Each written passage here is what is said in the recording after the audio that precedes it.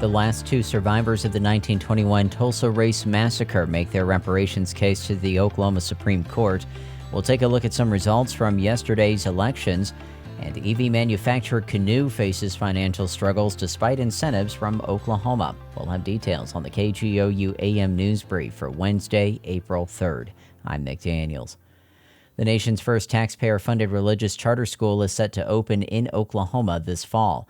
But as our own Hannah France reports, the state Supreme Court could halt its progress before that happens. The court heard arguments yesterday about allowing the school to open. Attorney General Gentner Drummond argues the St. Isidore of Seville Catholic Virtual Charter School should not open its doors. The school's very existence blurs the lines between church and state. I appear today as the state's chief law officer to defend the separation of church and state, which a state-created and state-funded public religious school would all but eradicate. But Phil Seckler, an attorney for the statewide virtual charter school board, which approved St. Isidore to open next school year, argues the state cannot bar an institution from participating in a public program on the basis of religion. Anytime the state decides to open up a program to private organizations, as it has here, it can't then draw a line and say, but if you're religious, you don't qualify. Justices ask pointed questions of both sides. They will eventually make a ruling to determine the fate of the nation's first religious charter school at a later date. I'm Hannah France. The last two survivors of the 1921 Tulsa Race Massacre made their reparations case to the state's highest court Tuesday. During oral arguments at the Oklahoma Supreme Court, attorneys argued the city of Tulsa and the state were complicit in the massacre. They say the massacre created an ongoing public nuisance in the historic neighborhood of Greenwood that lasts to this day.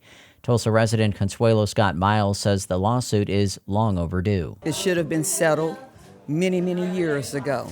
Reparations should have been given many years ago. Attorney Keith Wilkes, representing the Tulsa County Sheriff, says Greenwood was rebuilt after the massacre, so the nuisance is no longer relevant. For the men and women who survived and stayed, the end of the massacre was also the beginning of another story. Attorneys for the survivors want their case to go back to trial after it was dismissed by a Tulsa County District Judge last year. The city says it does not bear complicity.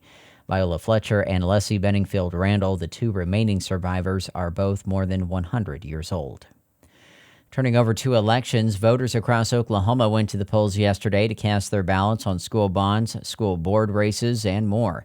In Norman, voters decided Matt Peacock will remain on the city council. Peacock was forced to run for the Ward 2 seat after redistricting pushed him out as the Ward 8 representative. He defeated Russell Rice in the runoff election.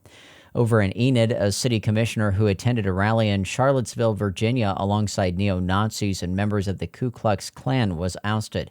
Judd Blevins will be replaced by Cheryl Patterson for the remainder of a term he started last year. The race had drawn national headlines.